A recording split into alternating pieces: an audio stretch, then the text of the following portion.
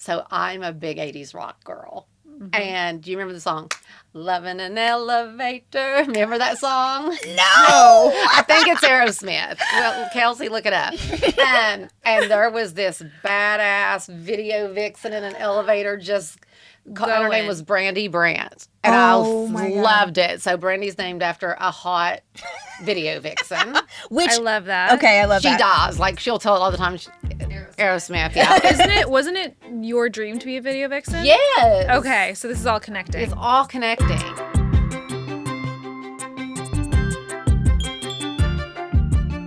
Hello, everybody. Welcome back to another episode of Tea Time with Raven and Miranda. Happy Thanksgiving, everyone. Happy gobble, gobble, gobble. Literally Thursday Thanksgiving. I hope everyone is having Eating. fun and watching us instead of eating. You're taking a break from eating right now. Today on the podcast, we have someone who is pretty impressive.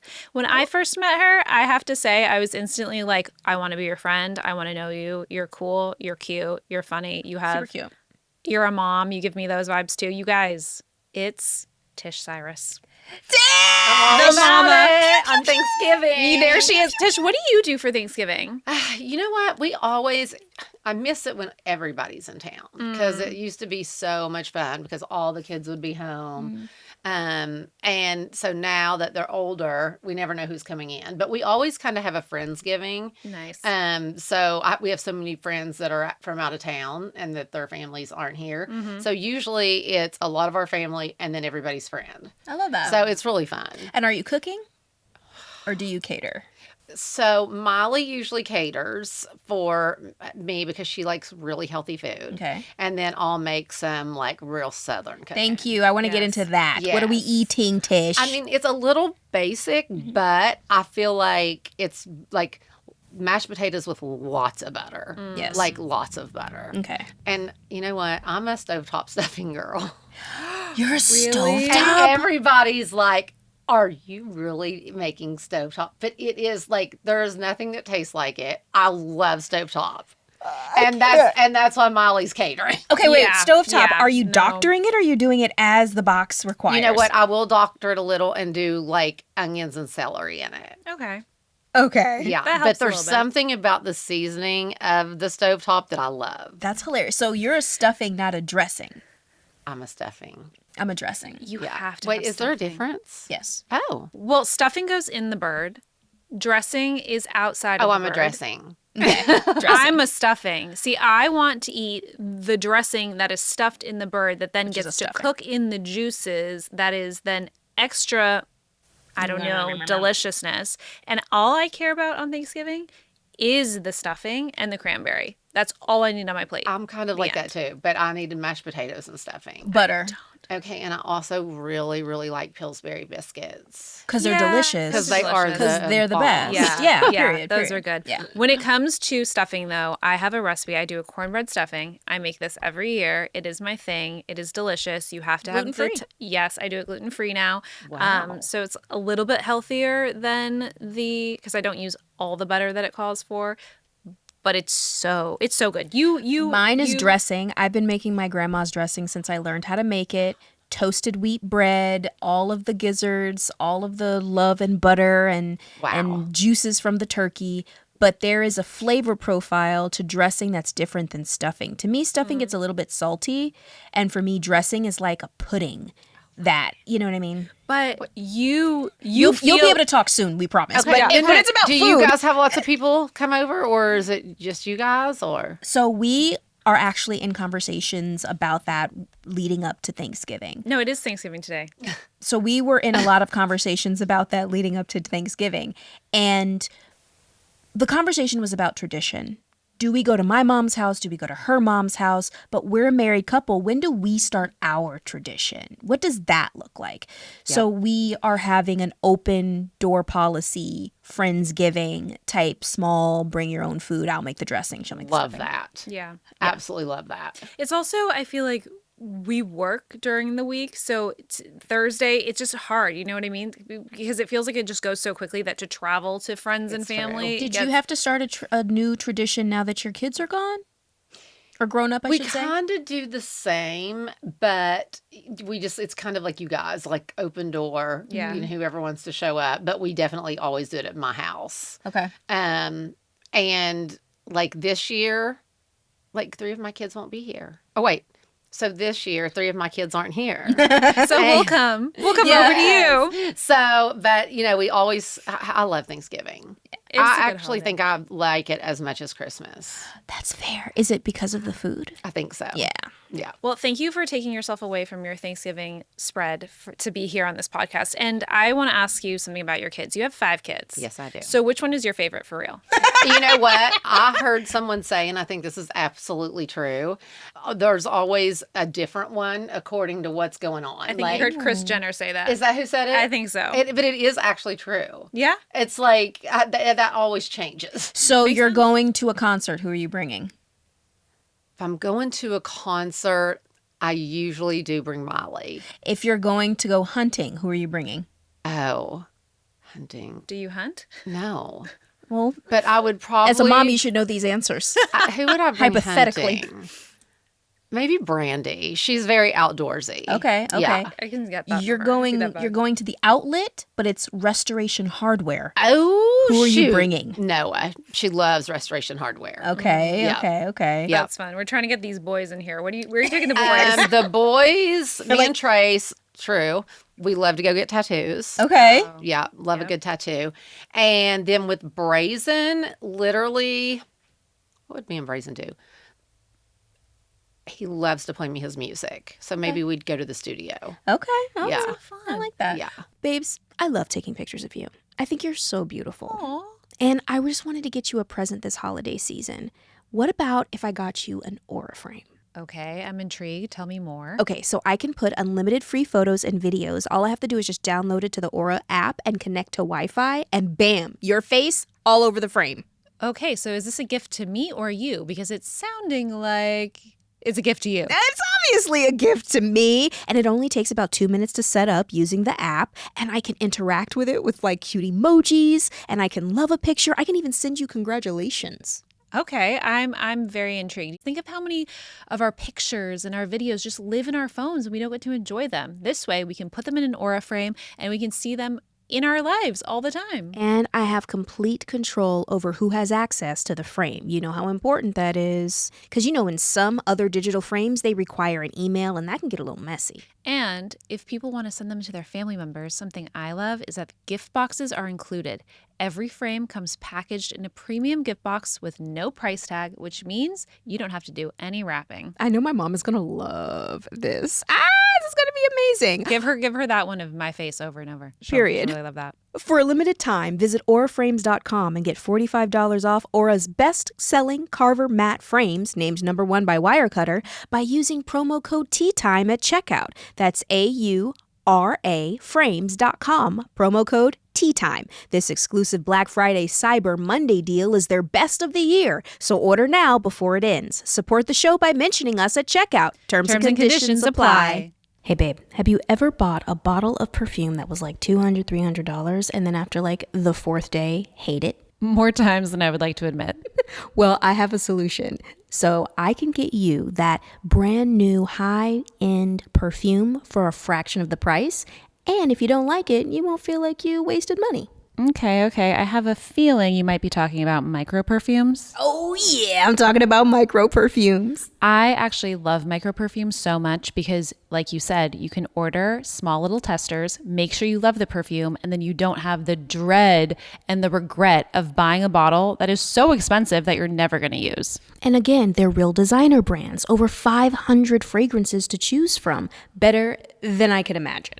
No dupes, no knockoffs, fast shipping, straight to your door. The browsing process is easy, and I was shocked to see so many fragrances that I love. Prada, Tom Ford, Creed, Le Labo, Maison Margiela. Bond Number 9, Alien. They even have like Britney Spears and Ariana Grande. I mean, micro perfumes has everything. So why commit blind to a $200 bottle of perfume? Find your scent soulmate today and get up to 60% off at microperfumes.com/teatime. That's microperfumes.com/teatime for up to 60% off. Micro Perfumes, real scents, no regrets. So, why commit blind to a $200 bottle? Find your scent soulmate today and get up to 60% off at microperfumes.com/teatime. That's microperfumes.com/teatime for up to 60% off. Micro Perfumes, real scents, no regrets. Where did you get all your names from? Let's see. With Molly, so her real name's Destiny Hope, which is so funny. Destiny Hope? That's her real name. I had no idea. Yes. Okay, amazing. And Billy Ray came up with that, not me. But she always smiled when she was little, so we would call her Smiley Molly, and it just evolved into Molly. Wow. That's cute. And then with Noah, I remember years and years and years and years ago, I actually don't even know who this is, but I remember seeing a girl named Noah Kelly. And it was on something, and I was like, I've never heard that name for a girl before. And I loved it. And so that's how I came up with Noah. And then someone eventually told me that Noah, the girl, was actually the first girl in the Bible to ever receive an inheritance. There was a Noah girl in the Bible? Before the ark. Oh, wow. I didn't know, but There's always a female first. Yes, there is. Always That's Bible. crazy. I Yep. didn't know that. Okay, you guys are going to die when I tell you about Brandy. Brandy wine. So I'm a big 80s rock girl. And do you remember the song, Loving an Elevator? Remember that song? No. I think it's Aerosmith. Well, Kelsey, look it up. And there was this badass video vixen in an elevator just, her name was Brandy Brandt. And Oh, my I God. loved it. So Brandy's named after a hot video vixen. Which, I love that. okay, I love She that. does. Like, she'll tell it all the time. Aerosmith, yeah. Wasn't it your dream to be a video vixen? Yes. Okay, so this is all connecting. It's all connecting. And Brazen, Billy Ray came up with that because I forget what was happening. But it was on an airplane and it wasn't going great. And they were landing on some gravel runway in a different country. And he was like, he's going to be like his dad and take brazen chances. Oh, And that's literally, beautiful. his name is Brazen Chance. Oh, that's cool. And Trace, I just loved that name. I don't even Trace. remember how I got the name Trace. What's but I his had middle name? always Dempsey after my mom's brother. Trace Dempsey. Yeah. That's These are beautiful. good names. Yeah.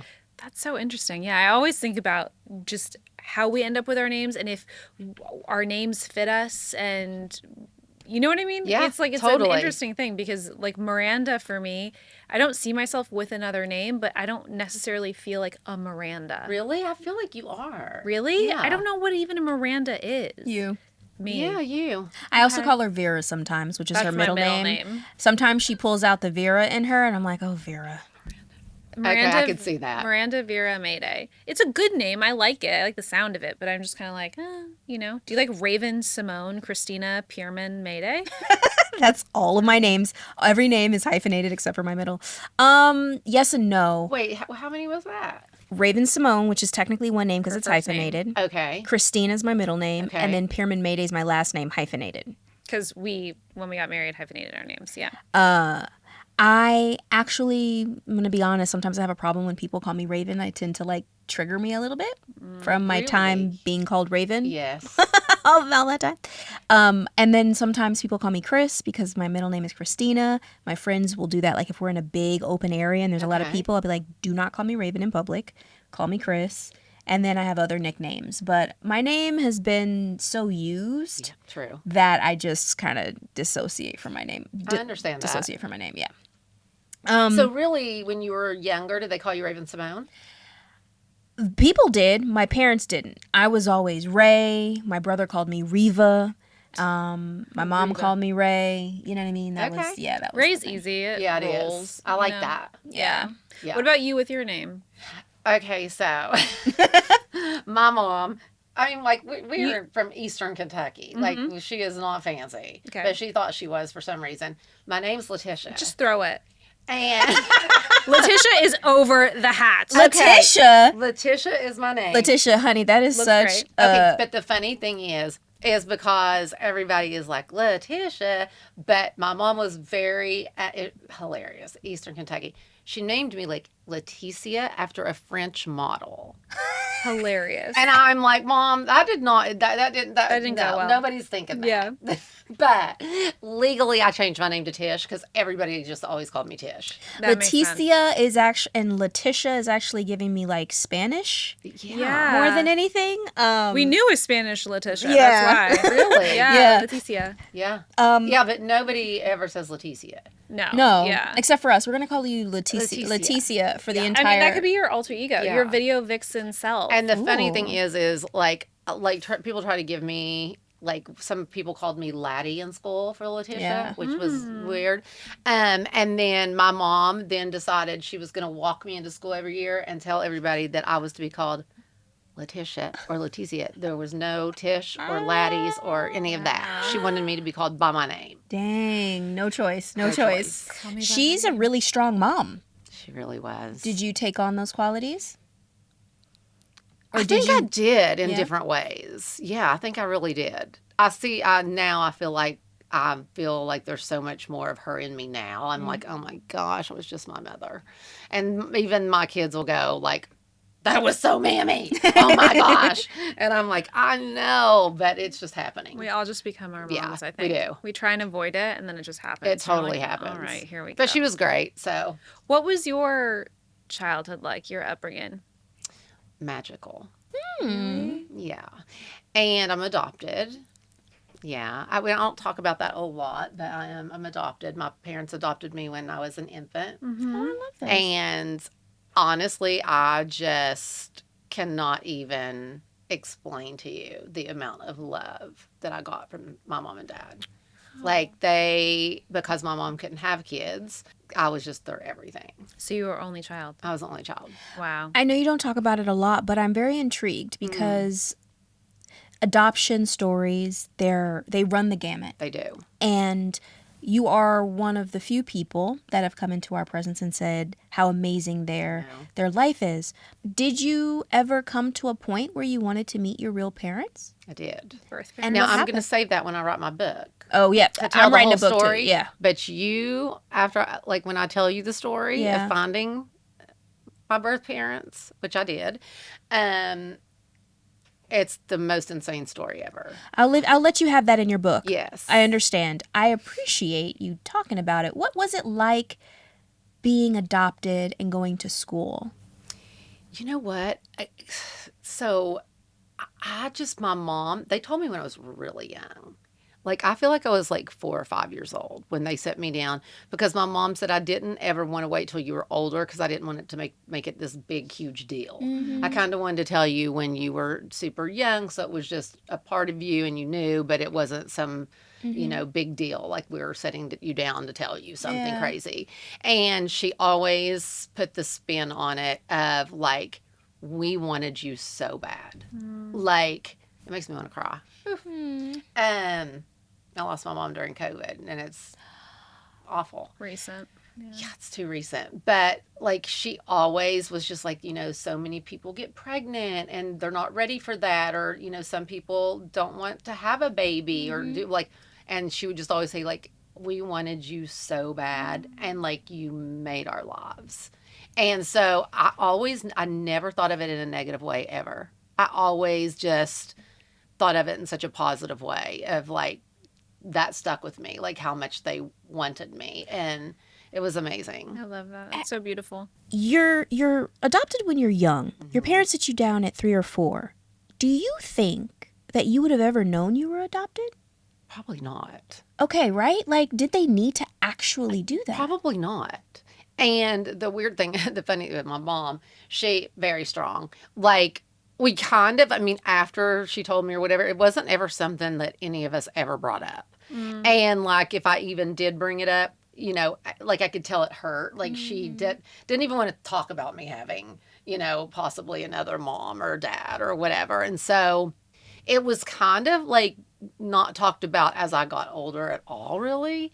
But I lived in such a small town in Kentucky, like tiny. There's no way I would have ever known. And I looked so much like my mom. That was going to be my question about seeing yourself in your parents and how that translated into your desire to have kids. And I ask that, or I'm curious about that, because my best friend is adopted, and she looks like she could have been her mom's baby, but not at all her father. And if you look at her parents together, you go, okay, there's no way that those two people would have made this baby. Really? Yeah. Yeah. Because she's extremely fair and blonde, blue eyes, looks like she could be our sister. Yeah. And her father is Lebanese. So there's just no way the coloring would have not shown up some way in her. When she got ready to have her first baby, it was such a huge emotional roller coaster for her, but this was the first time she'd ever seen a blood relative. Her child was that, because, and so just that thought process. Yeah. Did that impact you in having kids at all? No, and I don't think I ever really thought about that in that way.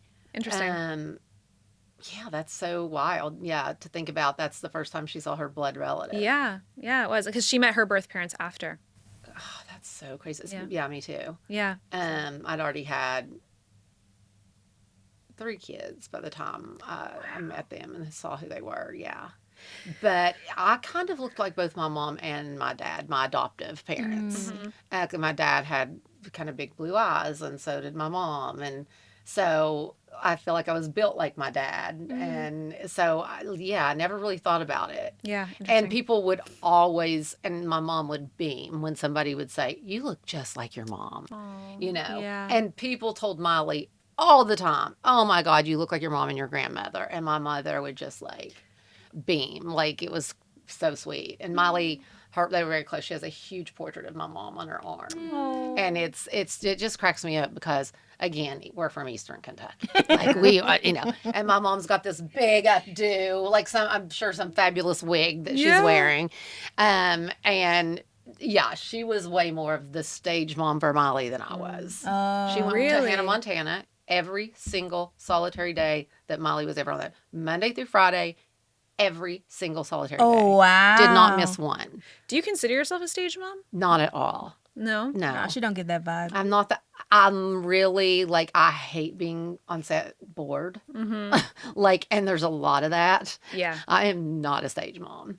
No, she's a video vixen, babe. Yeah. Yeah. Girl, what are you talking about? There you go. I'm My not bad. She's a straight video vixen. She's Leticia. My apologies. is getting there. Okay, so Tish, something that I'm fascinated by is the parents of famous kids. Yes. Especially when the kids start young. Yes. And how these babies or young children end up in the industry. And this is not a judgment based anything, because I don't know these answers. It's hard for me to believe that when a baby is, let's say, Raven's age, right, 16 months old or something like that, that they're showing signs of wanting this. Because a lot of times you hear parents say, oh, this is all they wanted. They were singing and dancing and moving and grooving. Okay, but when you're 16 months old, you're not really doing much of anything. It's hard to say that a baby would have. So she's not judging that. you, Tish. She's judging me. Yes, she is. Yeah, I'm judging my parent-in-laws. Literally. No. I'm just saying, because even at that point, I think what happens, in Raven's instance or Ashley and Mary Kate's instance, is they got full house because they didn't cry, and there was 2 of them, Right? So they could swap the babies out. And I got Cosby Show because I was funny.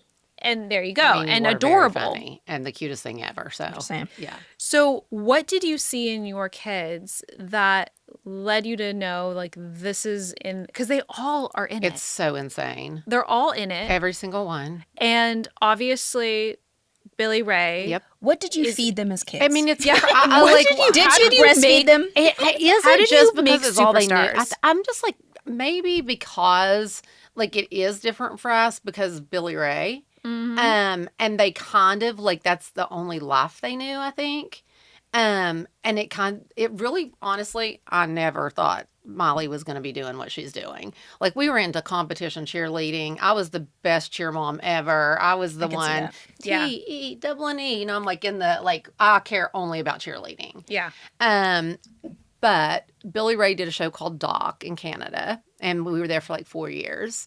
And there was a little boy named Tyler Posey who actually ended up being Teen Wolf, but he played I know the little boy in Doc. Okay. And so they ended up asking if Molly would want to play his like best friend. And so, because we were just there. And so Billy Ray, of course, was like from Tennessee and the whole thing. And so Molly ended up playing Kylie in a couple episodes on this show. And that's where she kind of got the bug. Then she wanted to take some acting classes. So while we were in Toronto with absolutely nothing to do, Molly started taking acting lessons.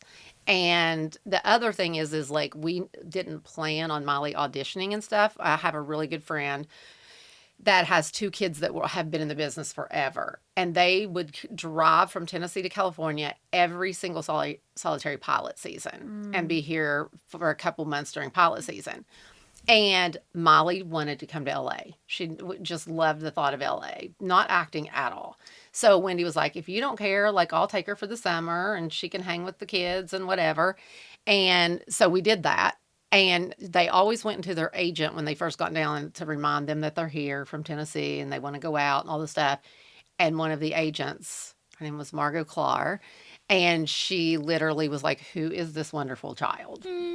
And Wendy was like, oh, it's my friend's daughter. She's just hanging for the summer. And she was like, oh no, like I need to send her out. Got it. And so she auditioned for Shark Boy Lava Girl Yep. and got down to like 4 and did not get it and came home. We went right back to cheering.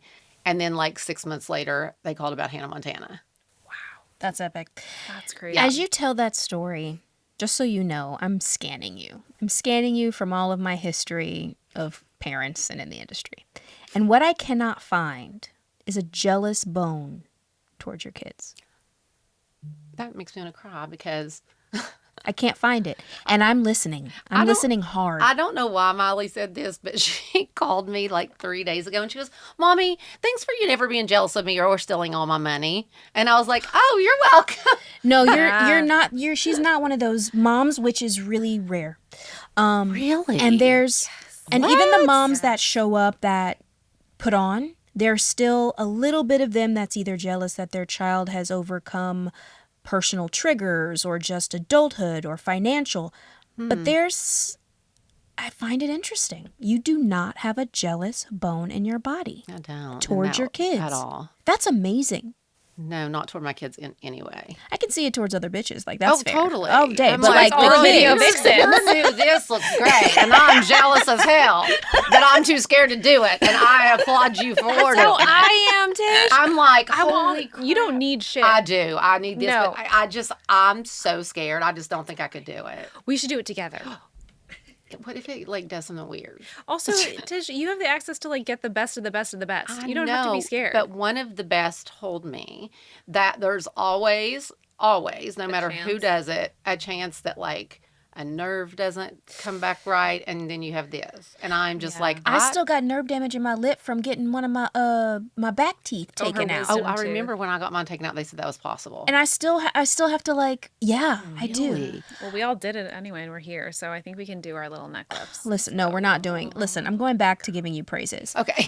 I just find it interesting because you have birthed celebrities and Yeah. have been with celebrities Yeah. that to find your own path in this world, and this is gonna sound backhanded, but it's not, right? You finding your path in this world, you're not as big as your daughter. Do you know what I mean? No. But at the same At all. time, you're so comfortable in yourself. And when you tell the story of your kids, you're talking to us like they're your children and not your product. And I'm not used to that. And it's really beautiful. It's really thank beautiful. And I hope you you. never, ever change. Me She too, won't. because that's so nice. You know, You hear can't. what She I'm can't saying. change now, though. You can't. You're too far in it to Yeah. like What do now all of a sudden shift. But I have a question. When you were little girl Tish and you were thinking about this is what I want to do when I grow up, what was that? Video vixen. Video vixen. Okay, so Gosh. well, I mean, I was like, okay, that could be legit. It was always something like that, though. Like, I feel like I remember wanting to be a rockette. Or, like, my mom, like I said, like, my mom, because I think, like, I was just her whole world. She had me in ballet and tap and acrobats and jazz and all these things. And so I always loved to dance. And so I think it was probably something to do with that. That's what. And then, at 19, I got pregnant with Brandy, which wasn't, a planned pregnancy. And then I became a mom. And like, I didn't go that route. I was actually going to school to be a stewardess at the airline. I can see that for you. Now I'm terrified to fly. It's like insane. But those were the couple things that I actually wanted to do. And then when Molly got Hannah, I had no idea what the heck we were doing. Mm-hmm. And all I knew is that, like, Billy Ray had been in Toronto for 4 years doing doc. How did you and Billy Ray meet? I'm from the same hometown. Mm-hmm. Okay. Yeah, same hometown.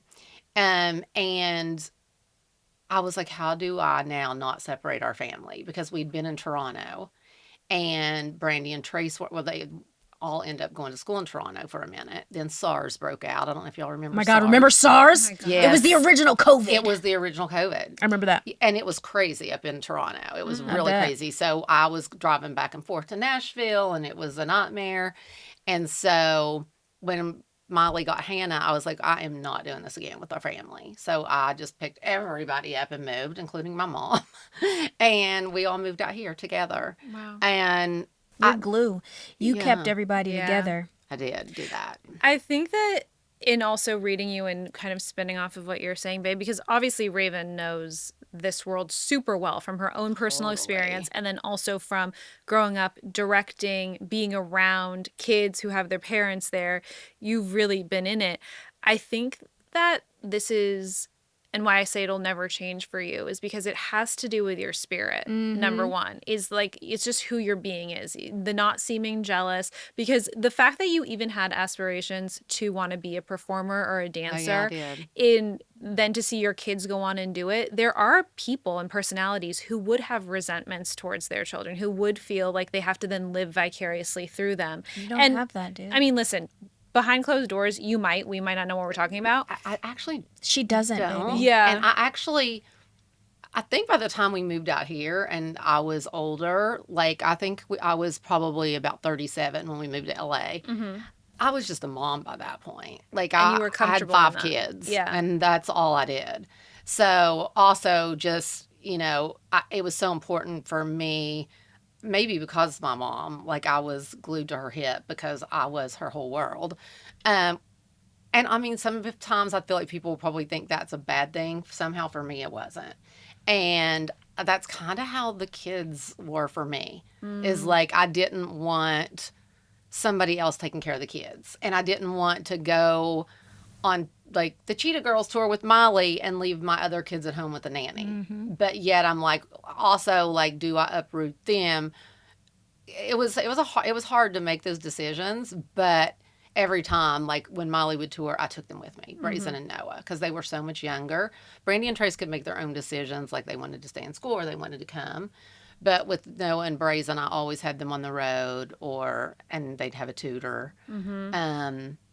But I did keep them all together, and I think that was really good for Molly too. Yeah, that's grounding. It's grounding. And having your family with you. So how has it been for you now that all your kids are grown and kind of out there? Girl.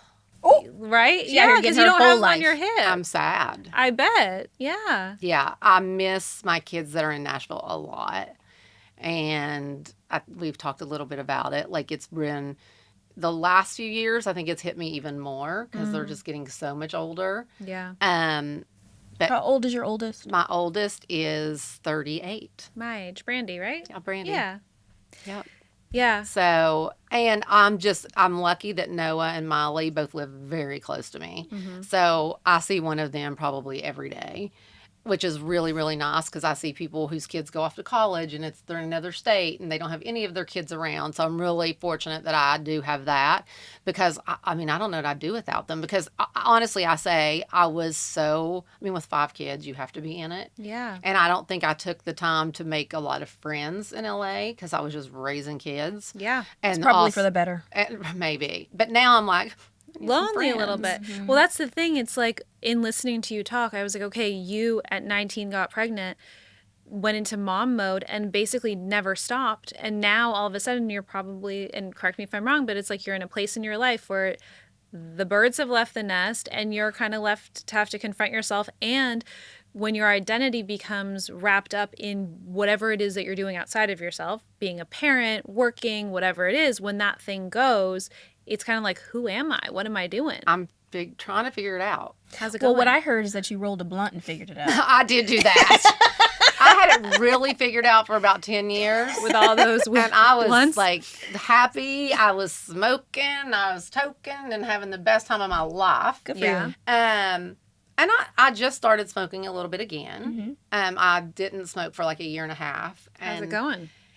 it was really hard at first. And now, like, I just maybe like a couple times a week I'll smoke at night.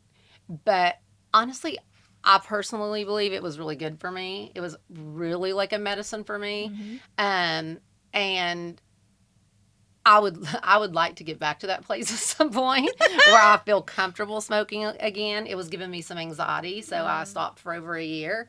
But like kind of going through therapy and stuff, I realized that actually probably for when the kids moved out, when I lost my mom, when I went through a divorce, like I was stoned, so it was all like kind of okay. Yeah. And you know, it also the one thing I else do y'all talk about weed on this show? That's okay. I mean, I talk about shrooms. Okay, great. So the thing I love about weed is you're kind of never bored. You know? Yes, ma'am. So You will always I find feel something to do. You always find something to do, and the time it's great. It's been hard for me the last year and a half without I it. heard someone say that we are losing the ability to be bored, and that being bored is actually really important because what happens. Don't listen to it. Because what happens, do not listen to my highly avoidant wife who doesn't know how to be bored. When you learn how to be bored, what happens is you get confronted with thoughts. You start to hear things Why do I and wanna hear think this? things. Because if you can be with yourself and you're comfortable with yourself and you can face all of those things, then, and you can overcome whatever that is or find peace in whatever that is, then you don't have the anticipatory anxiety of what tomorrow might bring, of what will happen if you don't have this stimulant. Then you're actually not dependent Totally. upon anything and you can find more ease in your life. Are you raising your hand over here? As Jack says, let me play this devil's advocate real quick. Okay. I love everything my wife just said, and I agree to a point. The point that I stop agreeing is I think bored is the wrong word. I think it's being by oneself and one's thoughts, but you don't have to be bored to do that. You can be meditating while you do it. You can be painting while you do Yeah. it. I just think that finding things to take up time because you don't want to be by yourself, I then would say 1000% agree with you. Well, this is what that person was speaking on, was how we overconsume and overstimulate ourselves to avoid being alone with our thoughts. And they were just using, I think, the simplest word that they could come across, which is boredom. And boredom just means that you are without stimulation. And I cannot be without stimulation. I need stimulation. I do too. And I need stimulation even if it's meditating, even if it's, sitting and looking at how beautiful the hummingbird is. Like, to me, boredom is actually a bad symptom of not being able to be present in life and thinking that life sucks and then I'm bored. It's like, no, why don't you look at your nails and look at your skin and look how how your skin is made up of little triangles. I can find ways To of stimulate yourself? stimulate myself in a positive way. Now, can you do that without shrooms or weed? Yes, I can. Okay. Yes, I can. Because that's the other thing I really like about weed is like, I'm like, oh, wow, yeah. Ooh. Yeah. I go there and I get deeper and even like more spiritual in some ways.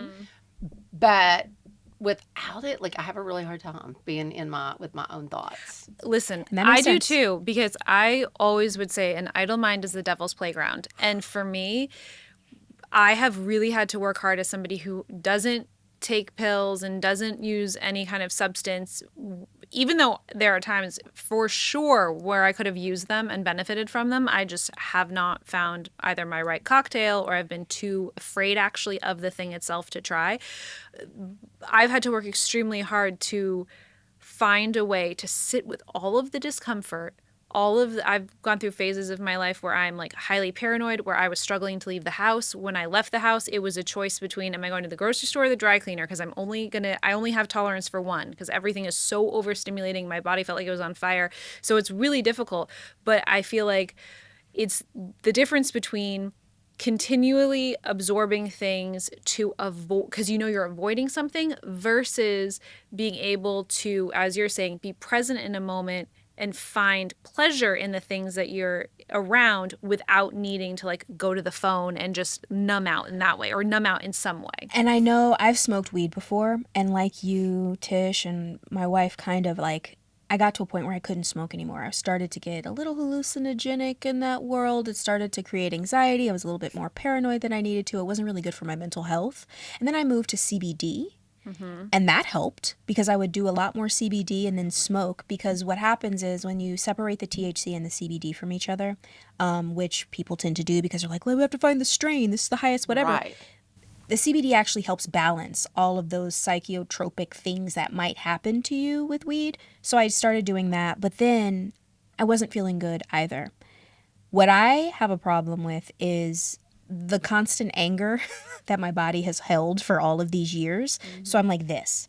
And I thought weed calmed me, but what I really needed was a shroom, a microdose, to help just loosen it up. Speak. I've been really wanting to try that. Come over. Totally. My son, Trace, he tells me this at all times. Like, Mom, like, you need to be microdosing shrooms. And he says it completely, he was very much like me. And, like, I feel like maybe I've kind of grown out of the ADHD, but I definitely have that in me. He has that a lot, too. He's always been very distracted. But he, like, also a lot of anxiety, like you, like me, where, because I mean, I can definitely lean into that agoraphobia pretty heavily, like not want to leave the house, not want to travel, not want to do. My comfort is being at home. And Trace too. And when he started microdosing, and he's probably been doing it a year and a half, 2 years now, he does not have anxiety at all. Wow. Give me your hand. This is how I explain it. This is how I am. And then when I take it, it's just like this. It's literally just, and I'm not, it's not, oh my God, the colors, none of that. I have to like function in life. You know what I mean? Totally. I'm not doing this for recreational purposes. I'm doing this because I don't want to take a white pill from a pharmacist. Which I'm taking now and it doesn't work. Come talk to me. We'll talk about it. Yeah. Because I think it will help. Or there ends up becoming residual side effects that then Totally. you are having to deal with. It's really hard. Yeah. It really is. Now, I want to say though, the white pill I'm taking now isn't working, but the white pill I used to take, which I talked about a lot, was Lexapro. and that worked. Big fan. Now, I took it for 25 years. Oh, wow. Nice. It worked a long time. And I was completely not anxious for 25 years. And then all of a sudden, bam, it wasn't working. But I don't want people to think I'm totally against meds. I'm not. If the med's working, I'm taking do it. you?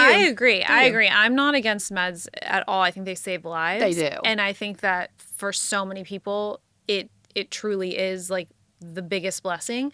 But then for others, I think what happens though is when things eventually do stop working or your body adjusts or you go through some hormonal shift. I mean, I've even realized now as I'm 38 years old how my body's changed, how certain things that I used to respond to very quickly are no longer working. My hormonal chemistry is changing. As we get older, things just shift and adjust. And it's then difficult because then you're trying to find your new cocktail and those periods of time can be extremely difficult. And for me, as somebody, again, who hasn't taken stuff, I've had to figure out ways to self-regulate, and it's extremely difficult. And I had a lot of things working against me in my experience because I also was dealing with an eating disorder. So when I was highly malnourished and also then trying to function and also exercising, what I didn't understand was my body was running probably on nothing but adrenaline, and any bit of anxiety I had was going to be 100 times worse because I was so out of whack chemically. Okay, we need to do like a 3-part series on this or something, because do you think that the eating disorder was an actual eating disorder for the way you like wanted to look or whatever? Or yours was? Mine was, because mine started. What's the other? Sorry, baby. What's the other version? For me, when I'm anxious, it affects my stomach so bad. And here I go, just giving those news stories some fire. We'll cut it out. No, you don't have to cut it. Like, honestly, though, I literally was scary thin. for a while last year. And I mean, I was scared. Like, because I have so much baggage from watching my dad pass away. I was 19. He had cancer, he had feeding tubes, and it's terrifying. So for me, when I'm that anxious, which was a lot last year, like can't eat. eating was so hard. And like it scared me. Yeah, I understand that side of things too. For me, my eating stuff started very young, and I think that it flip-flopped. So I think when it started really young, it was actually to manage being highly anxious and not even knowing at that age, because I was like 7, maybe between 7 and 10, what I was dealing with. So food was comfort and a way to soothe. And then as I got older, it manifested into physically, like I wanted to look a certain way. I went to a high school and all of a sudden these girls are so thin and beautiful, and I felt very much like I had to look like that to be worthy of being in my existence. So that happened. And then as I hit my 20s, it changed again because I had reached a point of also being so thin. I was scared by how thin I was. My anxiety was so bad. It was actually for the first time in my life hard to eat, which I'd never had an issue with that. I was always a binger. So I was like, oh my God, what is this where I'm literally repulsed by food, can't keep things down. So that was a different experience. So I've had all sides of it, and I think that it's all connected. And what I've realized now, because I think that I'm kind of entering the healthiest era of my life, what I'm realizing is you have to eat well, you have to exercise well, and you have to exercise in the way that is appropriate to your body, because I'm doing classical Pilates, which is changing me. I've done posture restoration, which is changing me. And the combination of feeling safe and secure in my body has allowed me to feel like I can be safe and secure in the world. You gave in a look. different way. Please tell me what you're thinking. The working out. So before I started having so much anxiety about a year and a half ago, I was working out.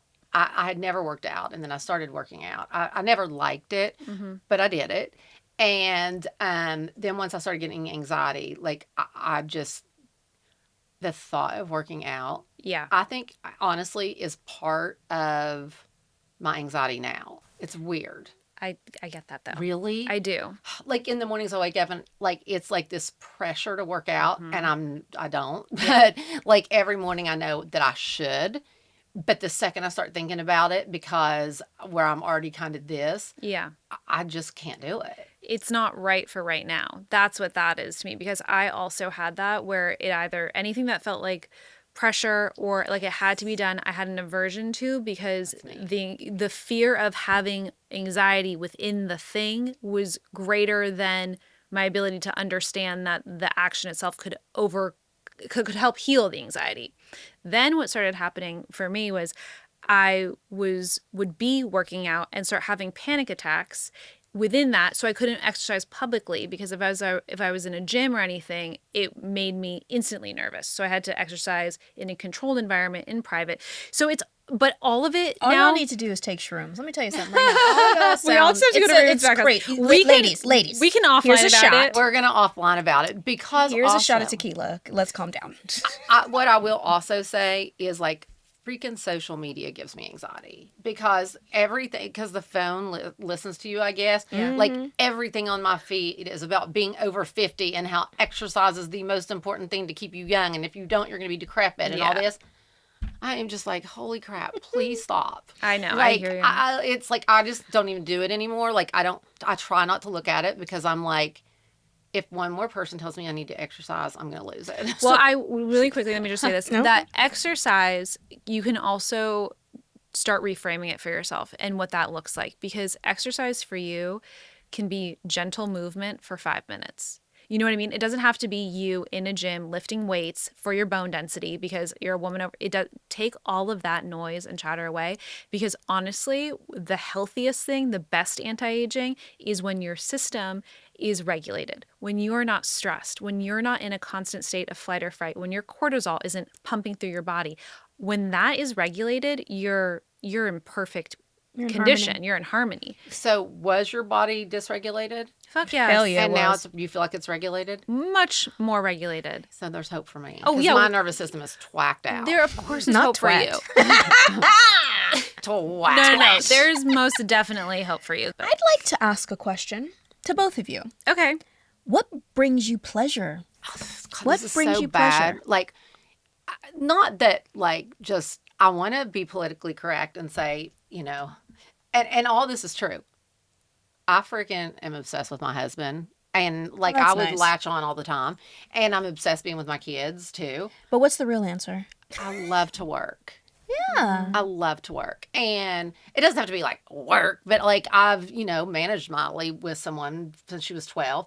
But also Miley's older and slowing down. Yeah. Like Not Miley slowing down. She's been very vocal about she's not going to tour. She doesn't enjoy that. And so we were either always on the road or traveling or doing those things. And like now Miley wants to live her life. And she's got a boyfriend that she's been with for a long time. She just doesn't want to work all the time. Mm-hmm. And so, but like coming today, like I was really excited to come today because I like enjoy doing this. I love doing my podcast. I just love working. Mm-hmm. And I think that's because that's between being a mom, but I always had my kids with me when I was working. So it was like I was always with Miley when she was little, always on the road, always doing things, being with Noah as she was starting her career. Like it's kind of all I've ever known since I think I went from honestly being barefoot and pregnant on a farm in Tennessee. No way. Yeah. That's the name of your book. Oh, totally. Yeah. That's such a good Because I really was. Like we lived on a farm in the middle of nowhere and, I was popping kids out. Yeah, to backstage and barefoot at Hannah, Montana. Yeah. Literally from one extreme to the next. Mm-hmm. And so it's kind of all I've known is being a mom and being that. And so now when both of those things are kind of, it's different, it's really hard. So for me, like trying to figure out what I want to do. Yeah, it's major. It's pretty major. Yeah. And babes, what brings you pleasure? What brings me pleasure? Well, I actually really resonate with what you said because I do find a lot of pleasure in work because purpose helps. And I think when you have a brain like ours, you need that. You need to throw yourself into something so you're not stuck up here. Totally. So productive work, like I love our podcast. I have so much fun producing it. I have so much fun just being in this world. I love my producers and, so that's really wonderful. Pleasure, I mean, I love being with you. I love hanging out. I love watching a good show. The people around me that bring me joy. Okay. I just want to make sure you guys are balanced because the anxiety can definitely overtake a lot of the times. And, being married to Miranda and watching her grow into the human she is now, the very beginning I've of changed a lot, right? The very beginning of our relationship, she was like, it's just my anxiety. It's my anxiety. I was like, stop claiming it. Just stop claiming it and look at what you have. And look how anxiety will prevent you from seeing what you have and not cherishing it in the moment. And I'm really proud of both of you. Like, no matter where you are in your journey of life, there's always learning to be had. And if you're willing and able and open, you can find education from anyone. And I think it's been a really beautiful thing to watch you both come together and have this conversation. Yeah. I still want to roll a blunt for both of y'all to get over it much faster. No, we're going to have Tish over and you're going to come in the back house and you're going to maybe microdose with Absolutely Raven and all. Maybe that's happening that is with turkeys I'll on bring our you head. guys very stomach easy snacks. Gluten-free cookies. Yeah, there you go. Okay, so Tish. Yes. On this podcast, we always go into our pot and pull out a topic. Speaking of pot. Speaking of pot, we have a pot here on Tea Time. Speaking of pot, it's this pot. Tell us what we're talking about today on the podcast. On Tea Time. It's my favorite thing ever. Home! Isn't that funny? We were kind of talking about home We already. were. I was saying it was my safe space, my happy Yes. place. Do you believe home is where the heart is? I do. Well, yes, I do. Now, I love my physical home too. It's just like I love interior design. I love, and not that I care if people like I would love to be an interior designer, but I've had people help me with my house, but I do. Like my house is so me. Like it's all my It's beautiful. comfort and like, you know what? When you walk in, you see 80s hair bands everywhere. Yep. Because Molly, she got me some beautiful art. Mm-hmm. Actually, after my mom passed, she wanted me to have like a happy day. So she took me to Morrison Hotel Gallery and was like, Mom, let's get all your favorite bands. And so we did that. And so it's so funny because like, I feel like you just know who lives there. Yes. Yeah, Yes. you know who lives there. You did Cyrus versus Cyrus Design and Conquer. I did. It was fun. Yeah. That's Hard. at home. Hard. We Yeah, did not home have design. we did not have a very big budget. I was up at 2 and 3 o'clock in the morning putting furniture together. But that's really into it. We tried to design a house together. Period. Nothing more to say after And- that. And that worked out well. Next question. So what does home mean to you guys? If you come to our house now, you'd be like, "Did you guys finish?" We're like, "Nope, we're done." That's so funny. But what does home actually mean to you? I would not say that home is a physical place. Yeah. Because like you and your family, I've traveled so much, and I think it's my final moment with the people around me that matter. I can find home in a friend's house because I'm around Dolomite, y'all know who you are, or I can be in a hotel with Miranda and I'm like, oh, I love being home. The house, surprisingly, is my version of anxiety. If I stay in one place for too long, I remember all the BS that happens in there, and I'm like, oh, there was a fight there, this person got punched there, I can't be in it. You know what I mean? Kind of there. But as long as I'm with my hearts and my souls, that's home to me. But my husband's like that. Are you an Aquarius? I'm a Sag, but I was raised by an Aquarius. Okay. Because I feel like he's that way as well. It's like wherever he is, as long as we're together, that's his home. You know. For me, absolutely. Like I would not love my house and home the way I do without him in it. But there's something about the house that I've been in, and I think I've been in it like before my mom passed. You know, like I've just went through a lot there, which actually could be weirdly not the best energy ever. But for some reason, it feels like my safe place. Even just the structure and it for me does, like, there's something about it. And I also think that's a Taurus thing. Mm-hmm. That's fair. I get that. Yeah. I understand the physical space being really important. For me, my physical surroundings are extremely important because if I am in a place that doesn't feel soothing to me or familiar, I don't feel great. That is me. Yeah. When I am not in my surroundings that I am comfortable in, I'm not okay. Yeah, I say that I'm a creature of my surroundings. Totally. Yeah. And so therefore I am so, like, I heard somebody You guys are laughing. twins. You guys are twinsies. well, we are, but it's hard when you're then in an environment that you don't feel great in. But what I've started to learn, and I think what you're saying as well, is that when you have your people around you, then it's easier to kind of adapt to a new environment or to a space that isn't your home, but it takes work. It takes a level of work, and that's hard. Do you feel like home, in any definition of home, shifted for you post-divorce? Not, I mean, in all honesty, like the last couple years, really since COVID, Billy Ray and he was in Nashville, I was in California. And it was the first time I'd ever lived alone in my entire life, because I went from living at home with my mom, and then I had Brandy, and I was only 20. So then I had Brandy, and then I started having kids and a husband and the whole thing. But because I was smoking marijuana, like I honestly didn't mind it. I kind of enjoyed it. I don't know why now that being alone scares me so much, but I feel like I'm more at home, like, with my husband now, because he is definitely my safe place. Like I feel like that you guys have that. Like, definitely he's my safe place. It's such a blessing to have people like that. Yeah. that can help I you. was talking to a therapist today, and she was like, is your partner Helping, supportive? nurturing, supporting. Okay. Yes. And I was like, are there some that don't? And she was like, oh, yeah. She was like, most aren't. And I was like, really? Because I'm very fortunate. I tell him it was a God thing. Like, I don't know if he made me feel safe enough to kind of start feeling everything I'm feeling like maybe, and like I don't need to work on him at all. Like he works on himself constantly.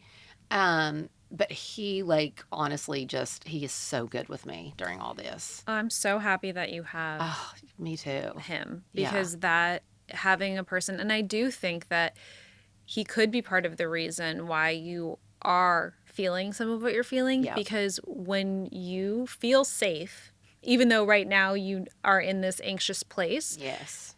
our bodies know kind of when to release things. Like some of the worst panic attacks I ever had were in my most calm environments, because the subconscious drops the wall.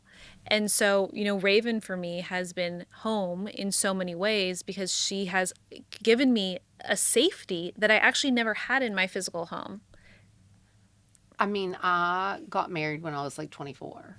So, like, I really feel like I probably, since I lived, like, I don't think I felt safe either. I did at home with my mom and dad.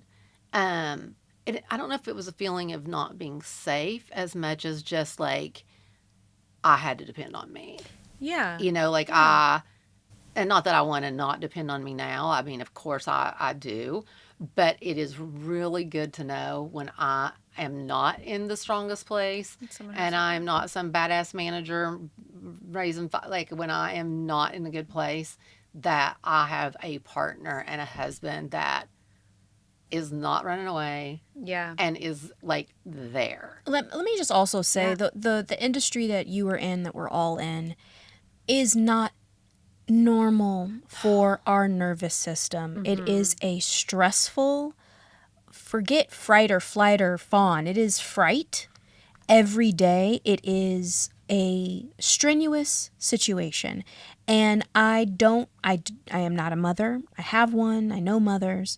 And I can only imagine being young and having to take care of a life. That's another kind of stress. So it Totally. makes sense to me that you didn't feel safe until you saw the success of your kids. And I'm not talking about financially, and I'm not talking about work. I'm talking about being alive and being healthy and moving being forward okay. and being okay. That kind of success. Yeah.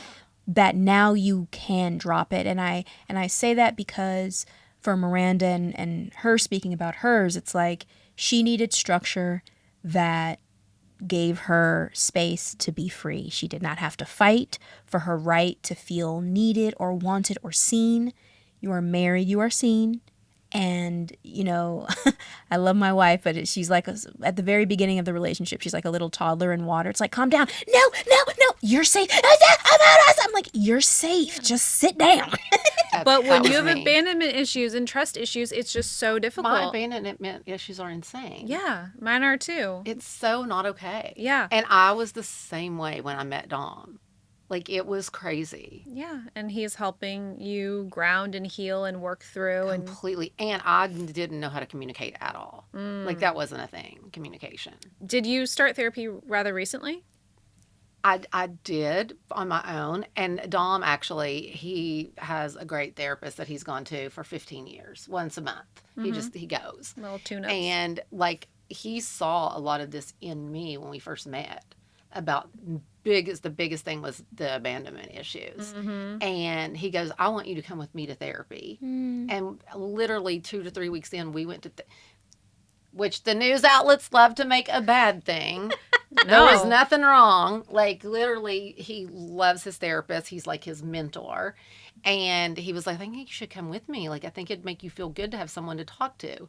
And that was really the first time I'd really done therapy. And then I was like, oh, I get it now. Like, it's so important. Well, So I just important. want to say to the news outlets that are twisting that a man who meets you, who understands and is proactive enough at 3.5 months in, whatever, to say we should sit down and have a conversation, is actually someone who I think is like green flag, green flag, green flag, because that means he's emotionally intelligent. He's also emotionally connected to himself. Yes. He also saw something in you that he knew he either couldn't handle or couldn't fix, and that you needed support in, and took you somewhere where you could work it out. And in that moment, he was showing you how committed he was to you, to be quite frank. So no one should twist that shit, Well, because they did. And it made me That's so unfortunate. upset because it was such a beautiful thing. It is. It's really generous, actually. It was so generous. And he was like, listen, you've been married a long time.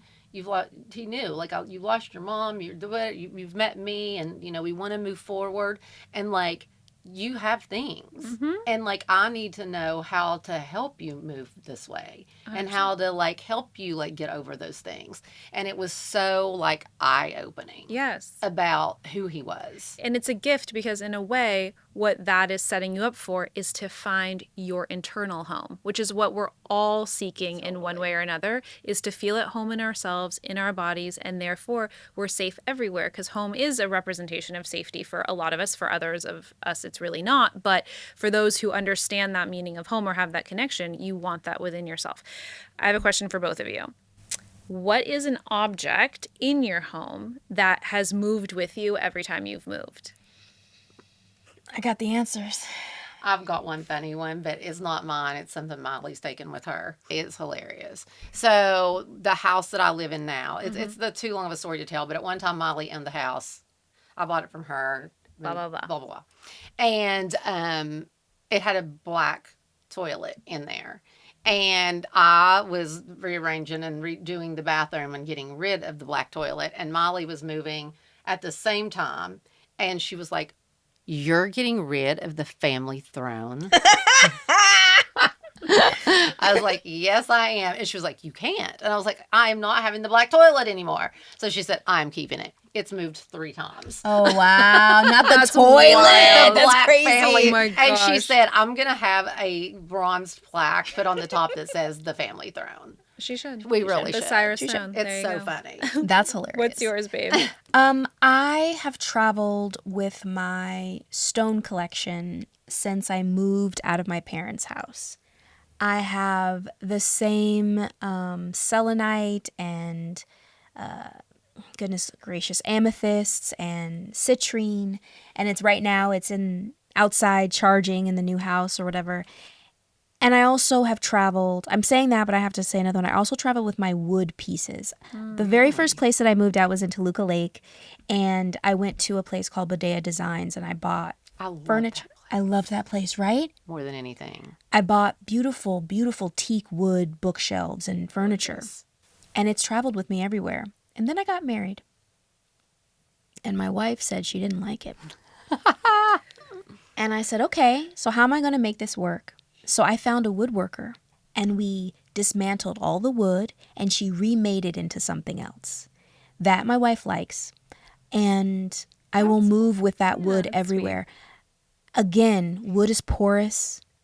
To me, I look at it, even though I've had so many issues around that wood, and that bookshelf has seen so many people, it doesn't feel bad to me. It feels like home. So when you come to the house, you'll go to the back house, which is my space. It just has a vibe back there that people really do feel like, oh, this feels nice back there. And it feels like home. I love that. Yeah. What about you, babes? Nothing. Nothing, because she throws everything away every time she moves. It's crazy. Nothing. I do. crazy. I do a lot. Yeah. Like, I'm not a, like, sentimental, Me either. like, keeping stuff. Oh, I have to keep it. I'm sentimental with a few things, like my grandmother's necklace will always come with me. But when it comes to physical objects in a home, now I think, like when we move from this house, there will be things like our dining room table. That has to, well, It that's is if gonna you don't come. bring it, I'm gonna bring that shit. Like our coffee table is this gorgeous. Definitely we gonna went bring to that too. a I don't care marble what she yard said. and found this slab and cut it, and it's beautiful and it's pink and it's like that is almost like an art piece. Like I have things now that I think will move with us. Yes. But when it What comes, about your grandma's teapot? yeah, I guess my grandma's teapot, but that hasn't seen. The Well, I light guess of I've day? seen a couple places. No, I'm just trying to think. Even from like when I moved out of my parents' house into a first apartment, there's nothing that I can think of that I still have. Wow. She doesn't attach to physical things. She attaches emotionally to like the friendship of the human. Yeah. I'm like, I need the being. I need the whole body. Me too. That's what I'm attached Me to. too. It's called codependency. Yes, it is. And we're working on it in our Yes. therapy, Tish and I are. Yeah, we are. You guys, let's toast. Let's Oh, let's toast. Cheers. Oh shit. I always feel Cheers. so much better after we talk. Okay, so everyone can get back to their Thanksgiving spreads. Yes. We're going to quickly go through the toast today. Great. Today we are toasting to Lily Gladstone. What up, Lily Gladstone? Lily Gladstone is a Native American actress and advocate. Yes. Through her powerful performances and her incredible work, Lily continues to uplift Indigenous and Native voices. Her latest feature, Bring Them Home, is a documentary film that tells the powerful, urgent story of the Blackfeet Nation's decades-long effort to return wild buffalo to their ancestral lands, and with them, a critical part of Blackfeet identity, spirituality, and Sovereignty. Freedom. I can read, Freedom. I swear. She reminds us that storytelling can be both art and activism, a way to honor heritage, spark conversation, and inspire change. Lily Gladstone, first of all, thank you so much. It's very important that we remember that this country had buffalo. I know, right? We were rich Yep. in culture. And then something came and killed it all. Anyway, we're not going to The talk white man. John Smith. Here as we sit with turkeys on our Listen. head. Yeah, this is the worst. No, but no. This is exactly what it. My wife has this thing. She's like, "What is your holidays?" Thanksgiving for me is very, very touchy because in some cultures, you eat, you forget what happened to the people that took care of this land. You forget what we have done, and we cannot forget. You cannot cover it up with dressing and cranberry sauce. You have to remember it. So before you eat, before you sit down, you get your fork and knife and you give thanks to the people at your table, give thanks to the souls that made today possible. Some of them were lost. A lot of them were lost. And I want to thank Lily. Sorry, I go off on a tangent after these. No, these. I Really? literally have such a passion for the Indigenous people. And for the longest time, it didn't happen, a documentary, but I was working on a documentary with some amazing Indigenous women because it's crazy, the statistics of like between here and like Lake Tahoe of how many Indigenous women go missing or are murdered. Yes. Like it's yes. unbelievable. Yeah. And, you know, on the reservations, there's not even enough, like some of them don't even have addresses. Yeah. So like they can't be identified properly and all these things. And so I'm so glad you mentioned this because I've always had like such a passion for helping these women and to tell their stories. It's something like I still am so passionate about. Yeah. Yeah. And I know I got Get some back Native into that. American in my blood. I feel it in my cheekbones. I feel Me it too. in my witchery Yep. of it all. I feel Totally. it in the fact that you don't have to tell me to touch grass. I'm Yep. out here barefoot and naked in Texas. What you say? Howling at the moon. Howling at the moon. Love it. Yeah. That is, Where that is can you. everyone find you? Tish Cyrus Purcell on Instagram, and I think that's on my and then Tish Cyrus Purcell on TikTok. Yeah, plug the pods out. Oh, and I love doing my podcast with my daughter Brandy. It's called Sorry We're Cyrus. Love that pod. And yeah, you can find us on Instagram as well. It's a So great podcast. Oh yeah, my episode's coming up, you guys. Yes, Oh, it is. We had some good conversations. we do. Yes, we do. That was a great Yes. episode you guys did. It Thank was you fun. so much for coming on the podcast. No, Thank you loved so it. much for being the soulmate my wife needed today. Yeah. I know. My sister. I feel like we might need our own mental health podcast. Let's do Let's it. do it. Like- I love it. Because I think for me personally, I actually would love to do something like that. Because like every time I talk to you, seriously, I feel so much less alone in it. Gosh, we should really talk about it because I want a spin-off podcast that is just me. Again, everyone, thank you so much for watching Tea Time with Raven and Miranda. Don't forget to like, subscribe, and hit that bell for notifications. And put down in the comments how you feel about your anxiety, what you ate today on Thanksgiving, and if you are a chunky cranberry or a creamy cranberry sauce. Because Smooth all the way, baby. Hashtag smooth. Hash- We like it. Happy Thanksgiving. Happy Thanksgiving, Happy everybody. Thanksgiving, everyone. Wait, let's say one thing we're grateful for. Oh, In Thanksgiving, just really quick, rapid fire. Okay, go. One thing you're You grateful for. first. No, me? I don't know. Good go. Family and friends. Beautiful. my wife. I'm grateful for these titties. All right, everybody. Goodbye. Bye. Titties. I'm dead.